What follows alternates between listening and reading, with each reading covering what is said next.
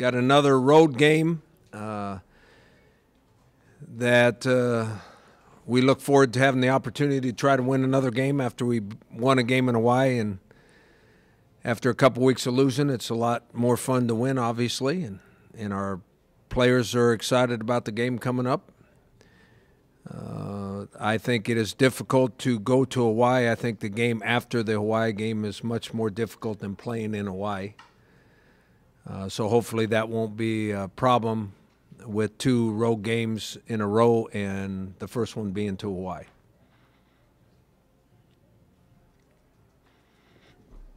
What's the health of the offensive line? They're healthier.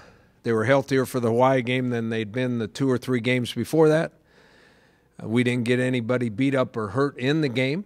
So if nothing happens in practice, in the next 2 days we actually don't go live, but come pretty close to going live in practice. So if nothing happens in practice the next 2 days, they'll be as healthy as they've been since probably the 4th or 5th week of the season. Coach, what do you attribute your success on the road this year to? Is there 1 or 2 things in particular that you guys have done? I have no idea. I mean, we try to do it the same way every time, but we try to do home games the same way every time too. We try to get there as late as we can. You have to be there 24 hours before the game, by league rules, so we get there as late as we can. And we eat, and the next morning, since we play so many night games, the next morning we go do a walkthrough at the stadium. And then we eat pregame meal and go play the game and come home. So we're not there much longer than 24 hours. We even do that when we go to Hawaii. We didn't get to Hawaii till 6 o'clock Hawaiian time. And we played the next night at 5:15 their time. So we were playing within 24 hours of when we got there.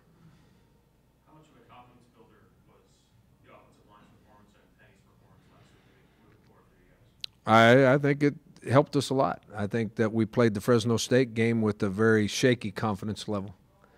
And when things didn't go right early, I think that we showed some immaturity on our football team. We're still a pretty darn young football team. And going into a game with confidence gives you a lot more chance of winning than the other way.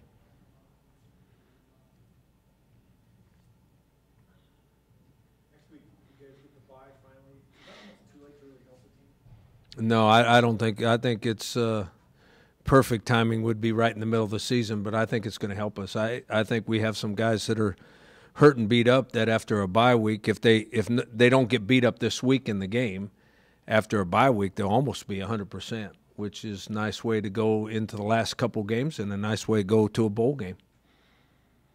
What did you think when you found out that Colorado State and Fresno State both got whacked last weekend? I wasn't surprised because Friday night I watched Louisville lose to Wake Forest, and I watched Florida State lose to Boston College.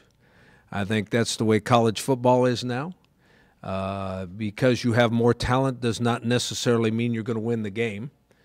If your team is not on a razor's edge, the less talented team is on a razor's edge, the less talented team's going to win. It's happening over and over and over again. Every weekend it happens.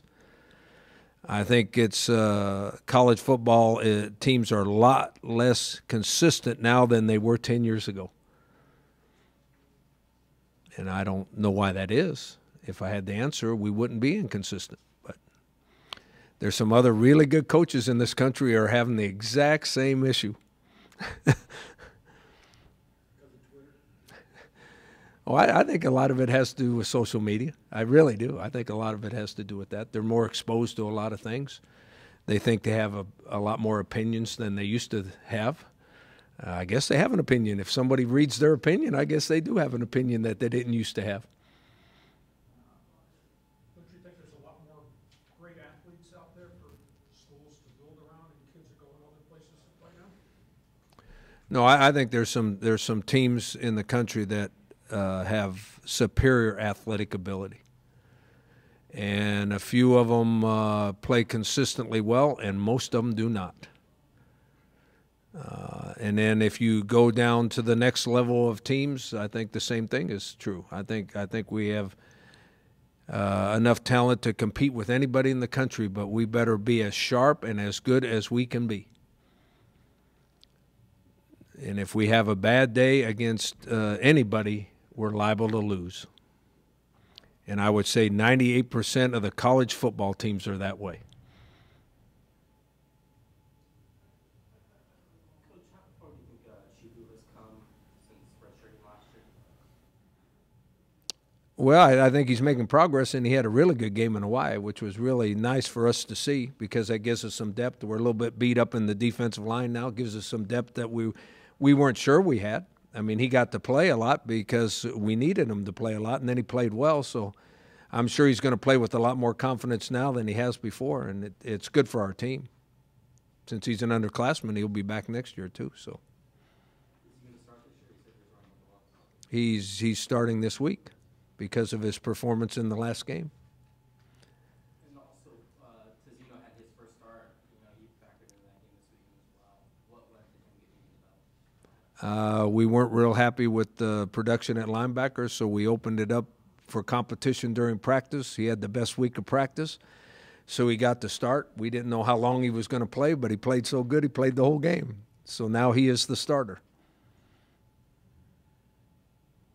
Our practices are such that you can lose your starting position in practice, the way we practice. It's a competition every week in practice, except for a couple guys. There's a couple guys that wouldn't lose if they had a bad week of practice, but most of them are competing for playing time. Can you do that because you're as deep as you are on defense? No, I think we do that because that's the way we run our program. We're not into being nice to people. We're into being good. We're trying to win games, so competition is good for everybody. Then obviously, like I said, there's some positions where we know he's the superior player, so no matter what he does, in fact, some of those guys don't practice very much because we want them healthy for the games. The guys that like the Rashad Pennies of the world, we know he's the best we got, so he doesn't practice very much.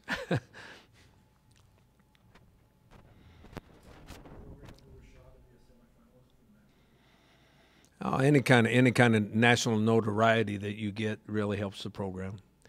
It helps the national presence. It helps in recruiting. I think what some of those awards we got last year really helped the program for the future. I think we've got very talented young players in our program. They're not playing at a high enough level yet, and some of them are playing a lot, but we are improving our talent level. And as long as we keep the same mentality, we'll continue to become a good football team every year.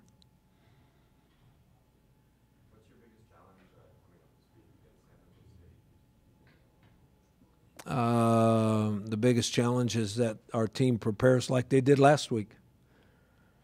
Last week was the best practices we've had all season long. We were energetic. We were into practice. And consequently, in the game, we made very few assignment errors. Now, we made some discipline errors, but we made very few assignment errors. Probably the fewest assignment errors we've made in any game all year long. If you don't make assignment errors, you got a better chance to win. What have you seen out of San Jose State this season? Do you think they're better than their record? Or do you think that I think it's a new coach with a new program. So they're running different things on offense and defense than they did the year before. And they have quite a few young players playing. So they're very inconsistent. I can take clips or a quarter off of film in there, and you would think they're the best team in our league. Then I can take another quarter off the film, and you'll wonder what was the other team like, because this one's not like that. They're very inconsistent. And I think it's mostly because it's a new program with a new coaching staff, and they're playing a lot of young players. But they've played well enough in spurts to beat anybody in our league. So that's a concern, that they're going to put one of those games together against you and things don't go right, and everybody wonders why. they have a linebacker that's got over 100 tackles already? Seems to be everywhere, kind of pops up in almost every game with so many plays. Do you prefer to kind of like attack a player like that when someone stands out, or avoid a player? Neither. I mean, we run the same plays no matter how they line up. And if he's in a position that somebody's supposed to block him, he's a hard guy to block. That's why he's making so many tackles, because he's defeating blocks and making tackles. If he's at the line of scrimmage, which he is not, if he's at the line of scrimmage, you can double team him and try to take him out of the game. But you can't double team second level guys, linebackers and safeties. You can't double team those guys. So you try to get somebody to block him and stay within to him long enough to get the running back by him. But he's a very good player. He's one of the guys I'm talking about. They have some very good players. Rocky, what's it like to be a coach of a program that's been down for a long time, and how hard is it to flip it? What's Brennan going through? Well, I think he's going through whatever new coach goes through when they take over a program. He's trying to establish his philosophy. He's trying to establish his offense, his defense. He is recruiting to the way he wants to play football. So the players that are there now, other than the freshmen they recruited, the players that are there now, he's transforming them from one system to another system.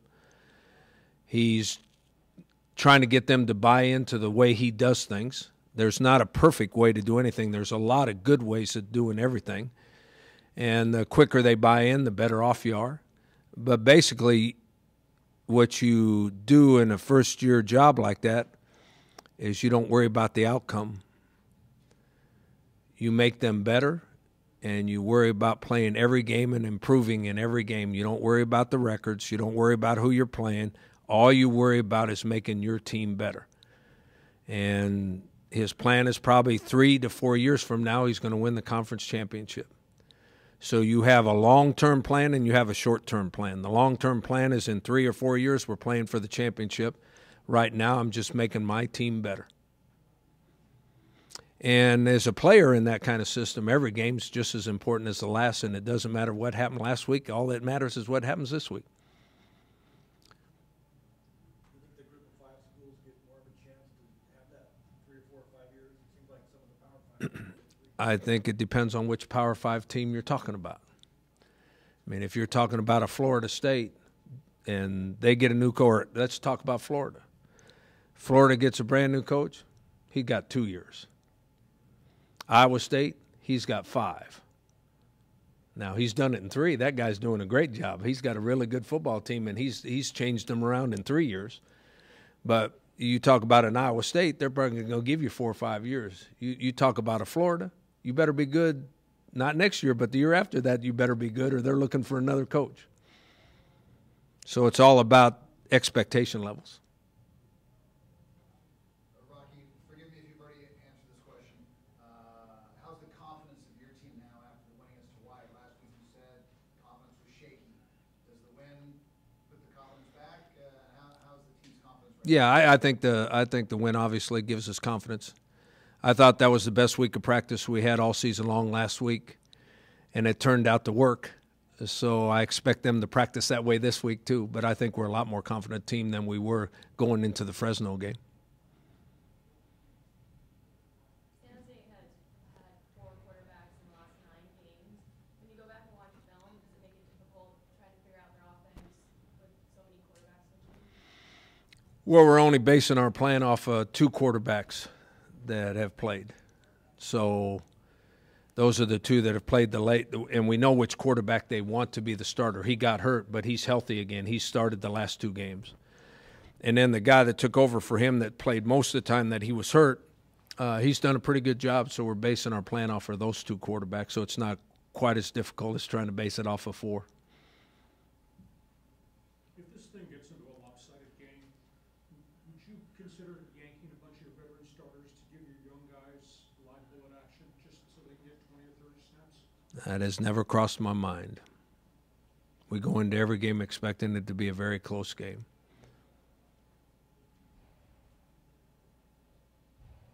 How was Rashad's, you talk about confidence with John, Rashad's confidence after the Boise and Fresno State game? Not Rashad Penny type numbers, but obviously against Hawaii, 253. How was his confidence going into the game, and where is he now? I think Rashad's always confident. I mean, I hate to say the same thing over and over again. Rashad Penny is as good a running back as there is in the country. When he doesn't get 100 yards, it's not him. It's the big boys up front. He gets 253 yards, that's the big boys up front.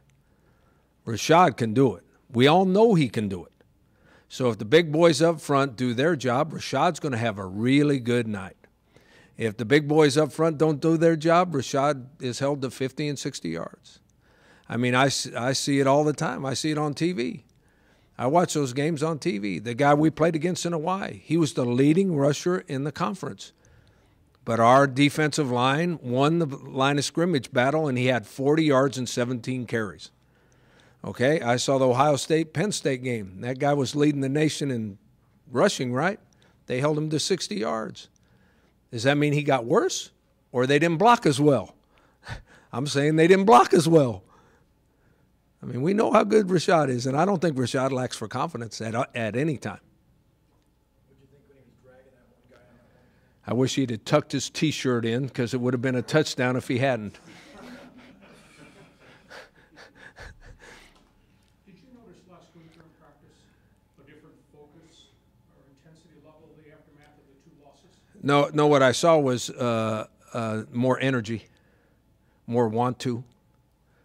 Now, that could be caused because we had lost two and they wanted to win really badly, or that could have been the monkey was off their back and they got to play football for the right reasons, for the fun of playing the game, instead of all those other reasons that everybody else was telling was important.